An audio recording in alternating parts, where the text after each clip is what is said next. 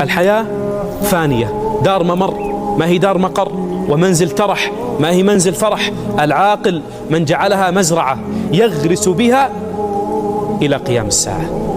إذا قامت قيامة العبد أين المفر؟ أين المفر؟ والله ما ينفعك أحد. أدري أنك أنت تؤجل التوبة، لكن التسويف هذا من الشيطان. ليش تؤجلها؟ الله اللي خلق، الله اللي أمرك بالتوبة، الله اللي خلق، الله اللي أمرك بالاستغفار.